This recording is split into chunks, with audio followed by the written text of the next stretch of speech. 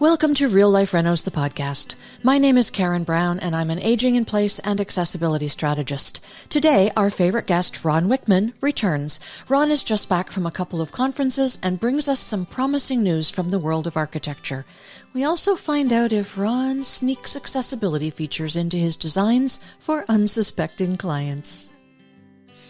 Welcome, everybody, to this edition of Real Life Renos, the podcast, and we are thrilled, as always, to welcome back Ron Wickman. Hi, Ron. Hi. I understand that since we last met, you've been to a couple of conferences that were done for and by architects. Tell us a little bit about what happened there. Yeah, so the first conference was just a couple of weeks ago in Banff. So every 2 years, the Alberta Association of Architects holds a conference called the Banff Session. So this is something that started in the 1950s and has been ongoing for all these years now. And it always the original intent of the conference was to bring architects together in one of the most beautiful places in the world, Banff, and listen to architects that are world renowned in the work that they do, and as an audience, we could get inspired uh, by these talks by architects that are doing some pretty amazing things, and hopefully take some of the lessons we've learned back to our own offices. Certainly, being in Banff and having a couple of days to mix and mingle with our peers is something that we really enjoy too. And many architects to this day, I only see every 2 years at the Banff sessions. So it's good. It's a good chance to catch up. And I personally, actually, starting in 1994. Uh, uh, I guess overall, I've helped chair 6 Banff sessions. So I did three consecutively, then took 2 off, and um, the idea of bringing in speakers that were compelling was always what drove me to help organize the Banff sessions. I do a lot of my own research and try to keep up to date with what's happening, especially around the world, with innovative designers, innovative architects.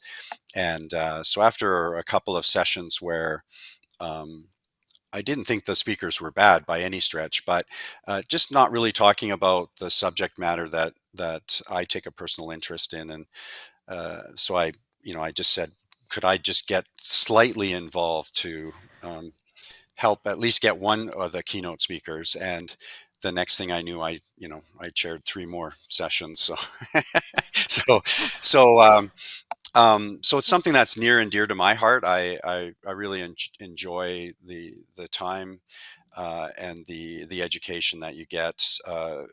What happens now at these sessions is there are 4 keynote speakers, world-renowned speakers, and then there are a whole bunch of different sessions that we call continuing education. So they're a bit more modest, and talk specifically about sometimes products or issues. Of course, issues such as sustainability and green architecture are high on everybody's list today. We talk about climate change and the environment. And other than myself, accessibility was never really presented at the BAMP sessions. Very And telling. yeah, and this year I didn't do a presentation, but there was a very good continuing education presentation on accessibility. So it really was encouraging to hear another architect talking about it. Uh, a, a slightly bigger, well, a bigger firm than me. Um, that doesn't take much. You just need 2, and then you're bigger than me. But um, Was this uh, architect you know, from Canada? yes, yeah, yeah, Okay. from the Vancouver area. Okay. Very good architect, well known for a lot of their public buildings all across Canada, and very good architect, very good designer, and very very good discussion about their work. And he also made his way to the Royal Architectural Institute of Canada's conference that happened in Vancouver. So the weekend in Banff allowed me to drive back to Edmonton on the Sunday, and then that Monday, the next Monday, I was on a plane to Vancouver, and that week in Vancouver was the Royal Architectural Institute of Canada's Festival of Architecture that they hold every year in a different city. So this year it was in Vancouver, and that same architect did a similar presentation, a lot of the same slides, the same discussions, but also a slightly different discussion around work that he's been doing with the Rick Hansen Foundation in Vancouver. So there was a prominence of people who work with Rick Hansen and the foundation there at the conference as well. So there were there were at least four separate sessions on accessibility at the Hmm. RIC conference, mine being one of them. Yours was one. Um, And of course, you've presented to the Rick Hansen Foundation conference in the past, and I'm a Rick Hansen Foundation professional. So right. that resonates with both of us for different reasons, I suppose. But Yeah, yeah, yeah, and so it was very very interesting, and it really got me thinking a bit more philosophically too, I guess. Uh, all these years having kind of felt like a bit of the lone wolf, sort of yelling or screaming at everybody to, pay attention to this stuff. Now people are paying attention to it, which is really, really, really great to see. I don't think it was far away from people's minds. Architects are typically, we're trained to be creative, but generally very compassionate people that want to do good things. But we're often guided by circumstance and our clients and the business and all the rest. So sometimes it is hard to find yourself in a position where you can really focus in on issues around accessibility. But the presentations were from people that had something happen in their lives that made them uh, really rethink their attitudes and beliefs towards how they practice architecture, which I found very interesting and challenged me now to think more about the way that I present my own work and my own experiences and the kind of education that I want to provide for not only architects but people in the general public, home builders, and even politicians.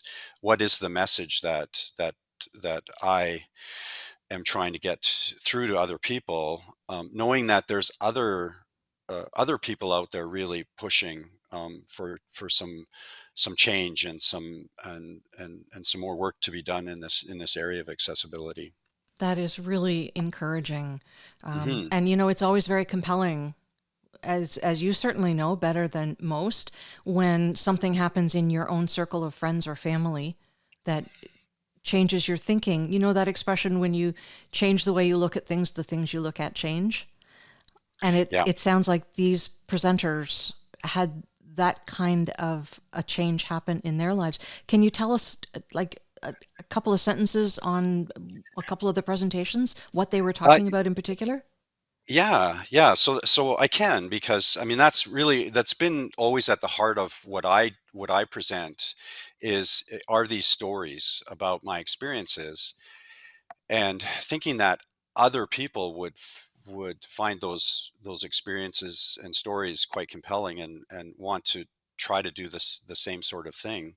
Um, the one architect that did the two presentations, he talked about an experience where uh, he designed a recreation center, and it was at a time in his life when he had a young child, and he thought, wouldn't it, this will be so nice. I'm designing a building that myself and my child can swim together and enjoy the facility.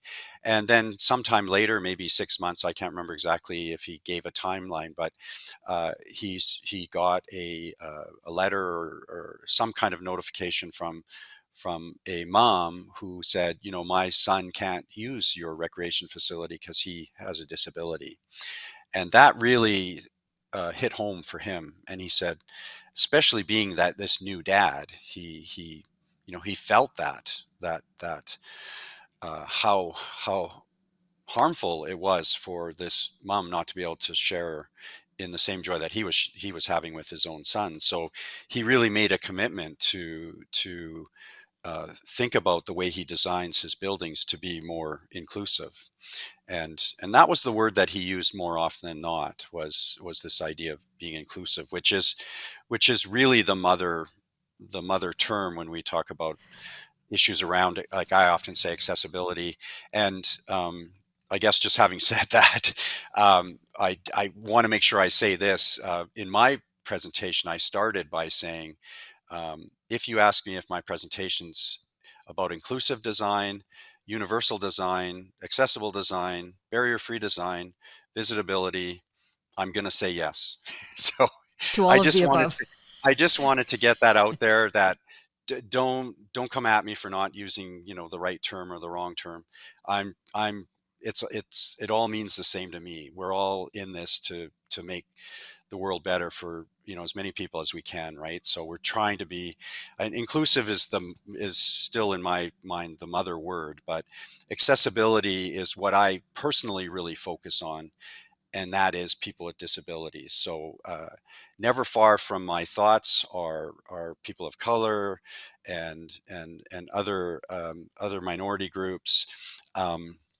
But at the heart of my work and thoughts is people with disabilities, or are people with disabilities, and that has everything to do with the fact that I grew up around that, in that world, with my dad being in a wheelchair. So and then that's my work too. So every single Yeah. day of my life, I'm talking to somebody, at least one person that has a disability. That a day doesn't go by that doesn't happen for me.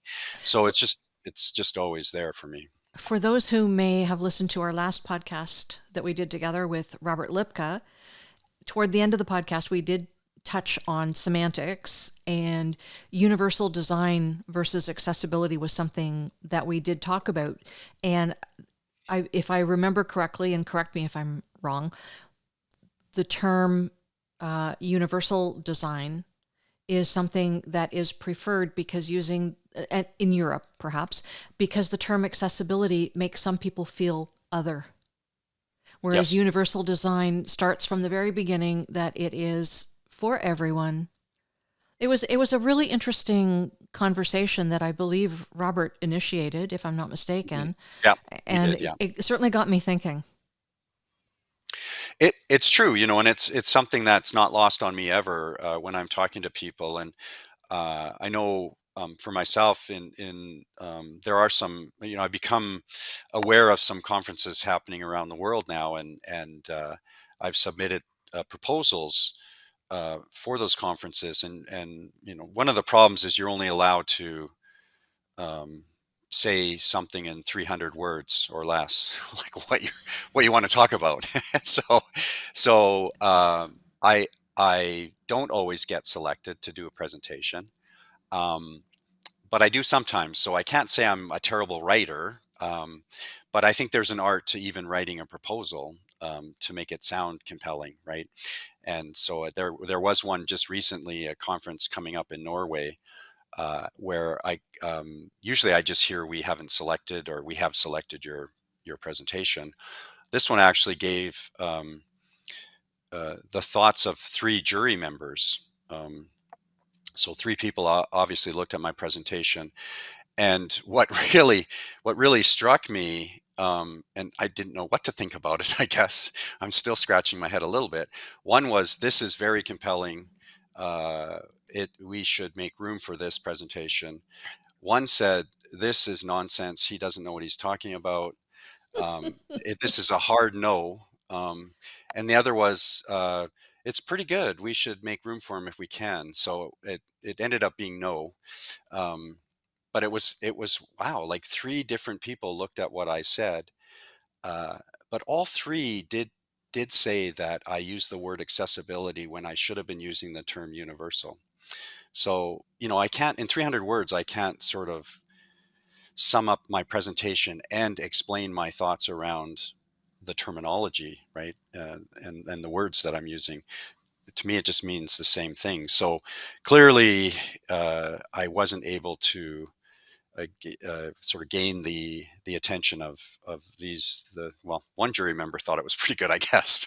So it's a really sort of funny thing, right, where um, you have the experience, but you only have this short time to kind of um, say what you want to say. So that's, presentations are very much like that, and people have, they're limited in how much time they want to like listen to somebody talk about a subject too.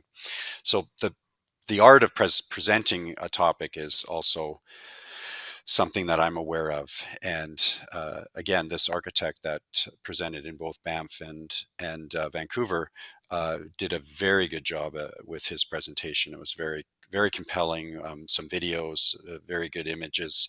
So it was like top notch, I think, and very well done. The other two that I wanted to mention were an interior designer. I think she was from the Quebec area, and she talked about working in healthcare and how she used to be, I guess, what you'd call a sort of uh, forgive me if I offend anybody, but a typical interior designer that focused on, colors and materials and so on, without without a lot of thought about the end user.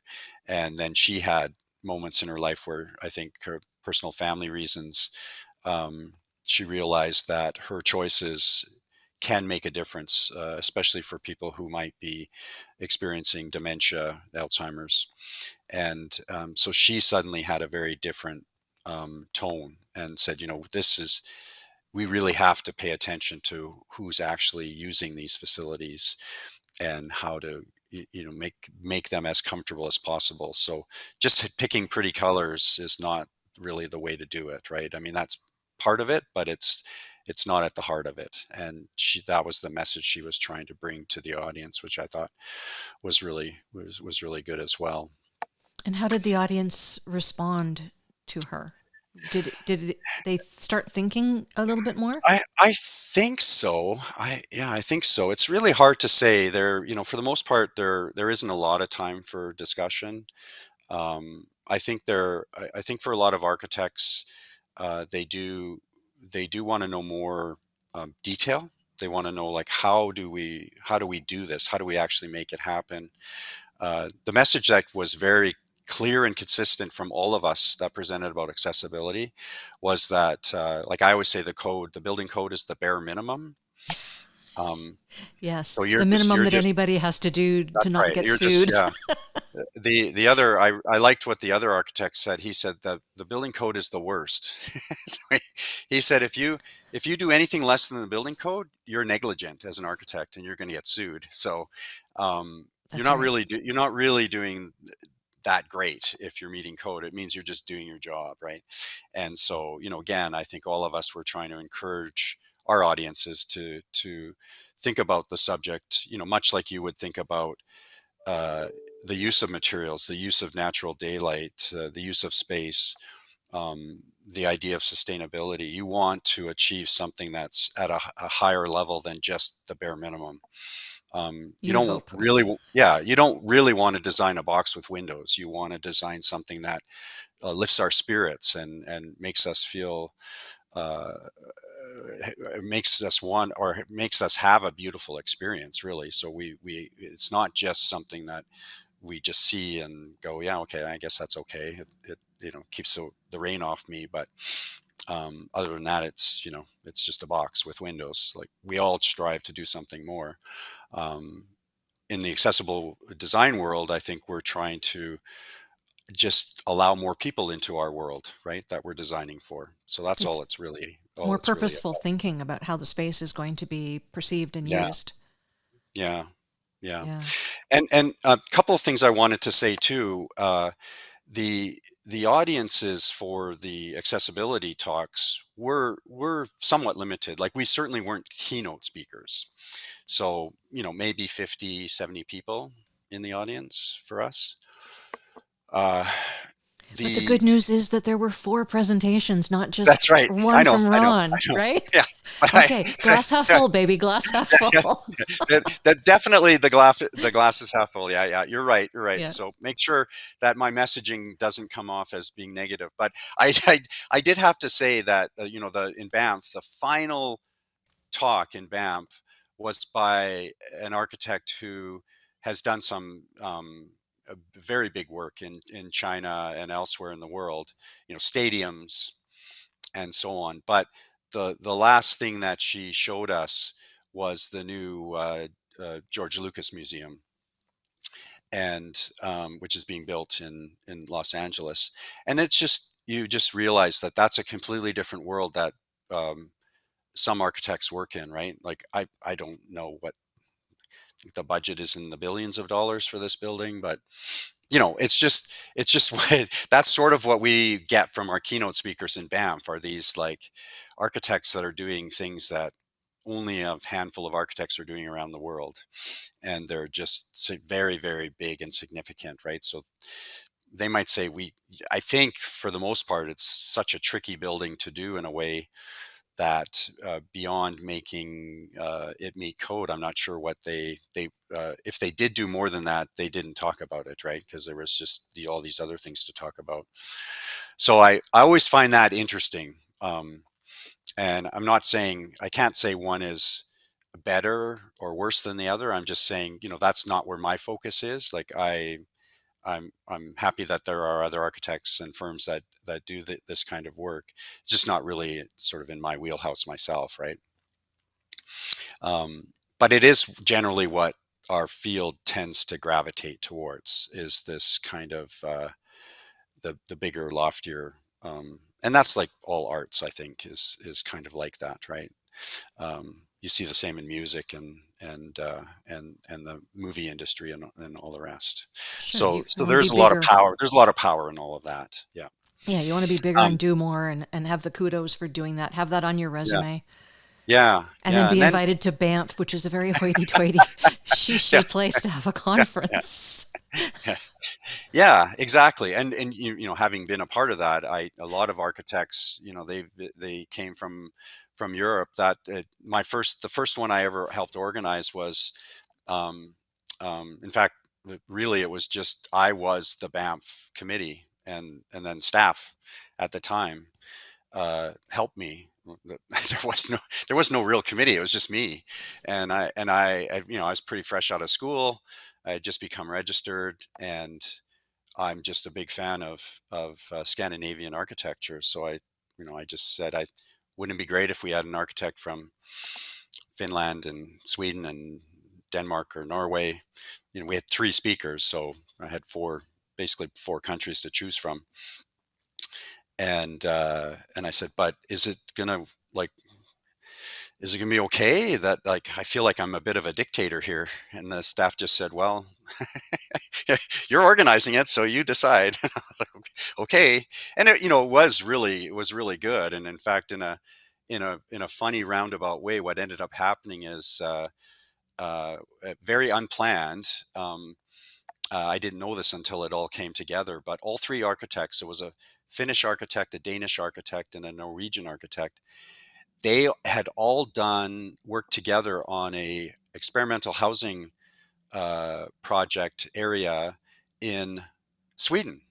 And so this area, uh, they hired a Swedish architect, a Norwegian architect, Danish and Finnish architect to each design a building. So four buildings designed in this one location, all representing their countries. And so the three architects met in Sweden when they each designed their buildings, and then they met again in Banff, each to do their own lecture on the work that they do. So that was really quite nice.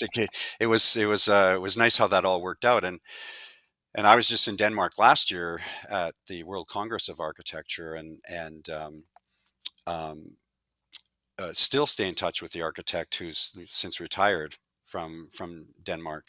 And so after all these years, we still stay in touch, and so that that part of it is really a personal it's sort of agenda item for me is just to be able to work and talk to and stay in touch with these architects that have done some pretty amazing stuff. I wanted to mention the last talk that I went to in Vancouver at the RRC Festival, because it couldn't be more opposite of the last one I saw in Banff. And it was a group. It was a panel group there were 5 people, and they talked about work being done in a First Nations community in BC that had just been Linden, just been ravaged by fire, and the whole presentation was only showed one image, which was a sort of late 60s, early 70s bi-level house that is very common um, all over my part of the world anyway. I'm sure all of Canada. But at the time, there were like essentially 5 CMHC houses that would get built in our First Nations communities, and this was one of them. And it was like literally the biggest one, this bi-level. You mean 5 designs, not There were five five houses. designs, 5 designs. five Okay. five designs, so you could get one of those 5 Right. in your community, and that's all you ever got in those days. And I'm not speaking as with amazing authority on all of this, but this was like through the presentation. But that house, which amounted to about overall maybe 1,600 square feet over the 2 levels, often would house 17 or 18 people in the family. And it was built with minimal insulation and all the rest. So, they're just sort of talking about how these very foreign homes were being built in First Nation communities, and it's just got to stop, right? We got to build things that are, well, now they got to build things that are more fireproof, more sustainable, but also more part of the culture of the First Nations community. And they're different all over Canada. So there is no one size fits all across Canada for anything, any kind of housing. If I'm not mistaken, you've been involved with First Nations communities building some accessibility features or houses, community areas for, Yes. Yeah. yes? Yeah. So I've started, in the last 5 or 6 years now, I've been doing some of that with some communities here in Alberta, and really trying to promote that idea and trying to uh, build homes that are uh, energy efficient, more sustainable, more of the culture, engage the people that live in the community as to what they're looking for. And in a previous podcast, we had a discussion with John Kupchenko, who just happens to be the builder in the one community. So between the two of us, we end up getting involved in a lot of this work together, and we're able to be on the same page in terms of providing and building this kind of designing and building this kind of housing that we think would be more appropriate to the circumstance. All on grade access, wet room, bathrooms. They are actually a little bit bigger than the norm, because we understand and we've been told that there's going to be an extended family living in these homes. So we're designing them for that child that's 6 or 8, and that adult that's 88, that kind of thing. And so What a concept. yeah, yeah. So being able to kind of use what we're doing, um, and thinking about and actually making real real houses these thoughts is what I find really exciting for me as the architect, right? So they're not the new museum for George Lucas, but they're they're very much part of what we need to have done for people, right? So I think the real thing the real idea that came out for me was from these 2 conferences was for me to really focus on what I've been doing all along, which is which is a kind of people orientated design. So uh, in my early career, I didn't just do work for people with disabilities. I did whatever came my way because I, I needed money. I needed to make a living, and pay bills and so on. And I just didn't have enough of a reputation to just, focus on just accessibility type projects. So I always felt like I was a good listener. So when my client said, I want this or that, we didn't fight. Like sometimes as the architect and designer, I could I could I could see that if we did it my way, it would look a lot better. Um, but I typically didn't push for that, because I knew that the client wanted something else. So uh, it's a bit of a, I'm not saying I did something ugly because the client wanted it. It's just, I listened to what they wanted, and we tried to find an appropriate solution that would, at the end of the day, benefit them the most, as opposed to just me being able to drive by it and go, yeah, I sure designed a nice house there, or send other potential clients to see kind of what my style is, because I've never really felt I've had a style. I just design what I think my clients really want. And so we spend a lot of time together and we talk about things. And so that whole methodology of me working that way has always been part of my work with people who have disabilities. Now, the stakes are higher when you're talking about somebody that is missing a leg and uses a wheelchair. The whole idea of how you use a shower is quite different than just being in a wheelchair. The dynamics are different, right? And trying to really understand how that all works is something that I dig really deep into with my clients, and we talk it through. And fortunately, I a lot of my work is done with the Workers' Compensation Board here in Alberta, and the work allows me to do that, right? So I mean, I do get paid to do that, um, and but it's tremendously rewarding. I guess I could make more money if I just didn't do that and just did the work kind of at a minimum. But I always feel like I go that extra mile because for myself, I want to learn and get better at my craft, because that's going to make me better for future projects. So I really was struck by this presentation in Vancouver, and it really energized me because it was so different than so many of the other presentations, which for the most part had big, high, lofty goals. This other one also had like big, lofty goals, but from a more humble standpoint, like just give us a house that makes sense, right? Like, and that's fireproof, and like some very simple things that, again, when we're in schools of architecture, I think we're often discouraged from being, practical and thinking along those lines, because we want to be the next Frank Gehry, or Norman Foster, or who's ever kind of the flavor of the day, so to speak, right? So I remember having those thoughts when I was in school, and when I first got out of school. Wouldn't it be nice to be super famous and all that? But as my work has progressed, uh, I find real satisfaction in solving these critical, uh, or finding critical solutions for people that can really benefit from my experience, in a very very specific way. When you're designing for people who don't currently have disabilities or who are middle aged and really aren't thinking 20 years out, do you ever sneak in universal components that they don't actually recognize as accessible design or universal design, but will benefit them down the road? Do you ever do that? Yes. I So knew it. I knew I it. I do. Well, let's put it this way. I always try to eliminate steps at the front door.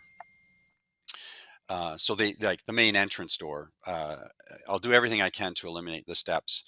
Um, but here's an interesting thing that is worth talking about, at least a little bit, is what we need to do is often do a sidewalk that's just not straight from the public sidewalk to the front door. Um, Because if we do that, the sidewalk's just going to be too steep if you don't have steps. So normally, we just follow the slope of the land to our front steps, and then those steps get us to the front door. Uh, so what I try to do is I say, wouldn't it be nice to do a nice front yard landscaping plan where we have a bit of a meandering sidewalk pathway that takes you through nature before you get to your house. So making it, again, sound like a very special type of way of getting into the house. Very clever. Um, but often it does, the resistance is often, well, isn't that just more concrete and more expense? So try to say, well, no, I don't think so. If the contractor's in the room, they go, yeah, it is. um, but even if you buy into that, then you start getting a situation where often the sidewalk, after a while, the sidewalk starts getting higher than the land. Um, and then you're into a situation where you have like a bit of a drop off, maybe, maybe not much more than a foot, but Right. still that's significant, right? It becomes like a tripping hazard, or if you're in a wheelchair, you can fall off that edge. And I always say, well, just feather the land up to, like, just landscape up to the sidewalk.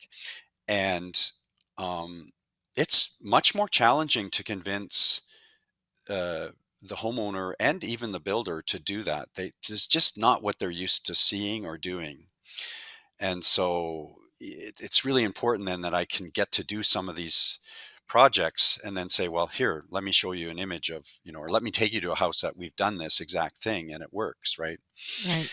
And so that's one for sure.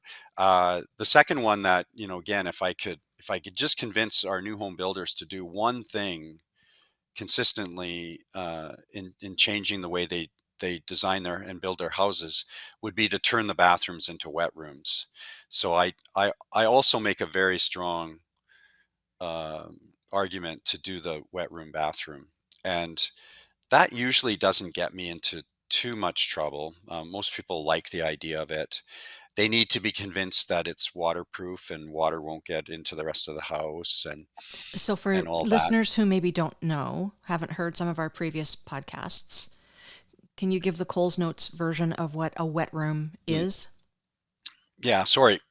It's okay. um, the wet room is essentially turning your bathroom into a waterproofed room. So the entire floor of the bathroom would be tiled and waterproofed underneath the tile, and same with the walls. So essentially, from the door to the drain in the shower area, there would be no curbs. So everything just slopes to the drain. So if you were to walk into the bathroom and stand in the shower, you would shower just like, I guess, any other bathroom, except, you might not have like this fiberglass shower unit that you stand in. It's just part of the bathroom. But if you were to wheel in and need to transfer from your wheelchair or even shower from your wheelchair, there is no curb that would impede your ability to be able to do that. It's a And brilliant so it's idea. it's yeah, and it's, again, just being in myself being in Denmark last year, that's the only way they do it. Like, the wet room is just the way they do things there. Yeah. They wouldn't understand why you would want a curb It, in a it's way, the right? it's the way to take 50-year-old houses, 50-year-old two-story houses, for people who want to live on one floor. Maybe they've got some semblance of a bathroom, whether it's a two or three piece on the main floor. It is a way to take that bathroom and make it entirely functional for somebody to use and live on one floor of that house. It's That's a right. great idea. And Yeah, you say very common in Europe, very common in Asia, very exactly. common in a lot of places.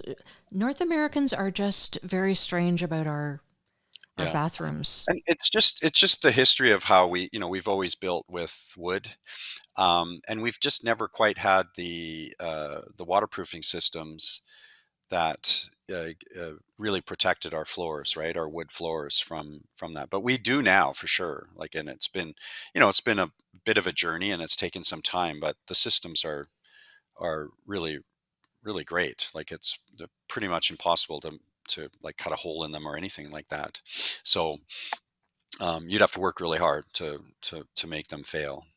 So For sure. it is something that uh, certainly will just be part of my design. I tend not to talk about it that much, and then when if it comes up, and I usually don't let it go to the to the finished state when then they go, well, what is this?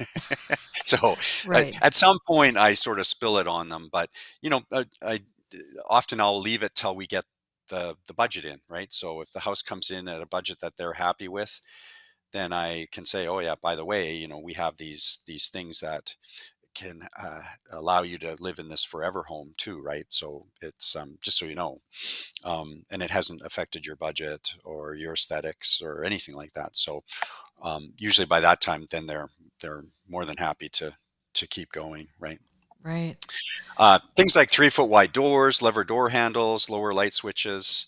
Those are really easy. Those like you don't even have to convince homeowners to do that anymore, right? So You just have to there's a lot of convince the trades to do it. yeah, yeah, and a lot of the trade like that 3 foot wide doors are really easy now because the demand is there. People want wider doors for moving furniture and all the rest. So that's pretty simple. The two toughest ones that would have the biggest impact on the industry are the no step entrances and the wet room bathrooms. Those two are the ones that really would be a game changer um, in the industry for sure. They may be the ones that are hardest to convince people of, but they're the ones that absolutely make the most difference in the Yeah. lives Well, of the yeah, homeowners. yeah, for Yeah. sure, sure. Well, I'm I, absolutely. I, Yeah, I'm go ahead. sorry. I wanted to, because I just think this is like so fascinating, and just tells you a lot about people. My mom. So my mom still lives in the house that she's lived in since 1967. My dad passed away in 2004. The house is entirely wheelchair accessible. It's got a ramp in the back that gets you from the garage to the detached garage to the back entrance of the house. The bathroom has a big wet room, shower area. Uh, the sink is open underneath. There's a second sink that was part of the original bathroom that is not open underneath. So she had a bad year last year. She broke her wrist and then she fell on her stairs going down to the basement and fractured her spine. So she's still on the mend, and then on top of all of that, her basement flooded last year too. So old house has no weeping tile, had actually no insulation in the walls in the basement. So we redid all of the basement where we have weeping tile and a sump pump now, and so the landscape got completely chewed up, and we have to redo that this year. And so the one thing that I'm doing right now is getting the contractor, which is John Kopchenko. He's got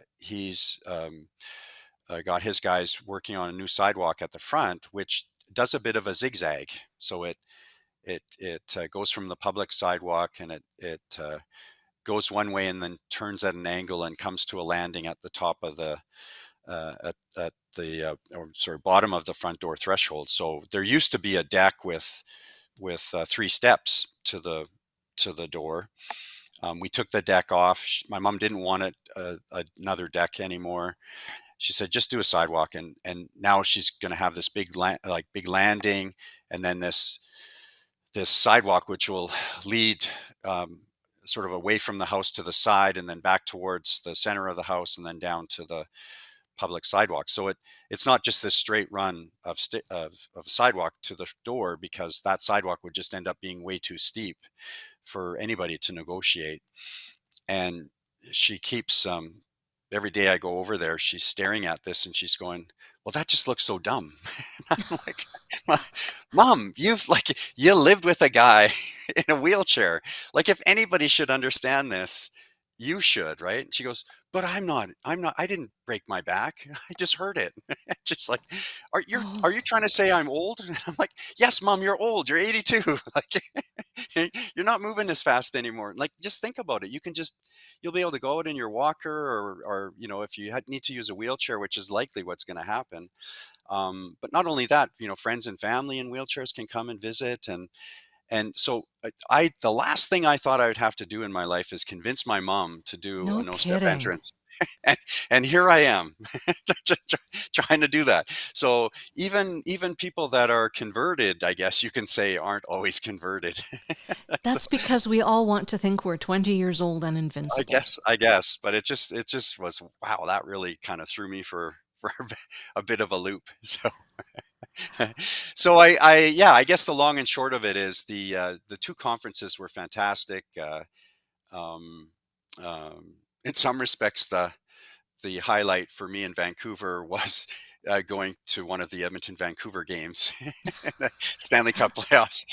So I managed to snag a ticket for that and go to the game, which was a lot of fun. But it was very, very positive to be in a crowd and be able to talk about accessibility to a lot of people that really listened to the presentations that were there, and I think a lot of people left thinking, yeah, this is really important, and for whatever personal reason they have, maybe like many of us, their reasoning is because they put people first in the way they think and design, and it's very important to them. Maybe they think of it as a way to bring business into their firm, which is fine too, um, because it's all part of it, right? I think there's lots of room for more architects to be experts in this area.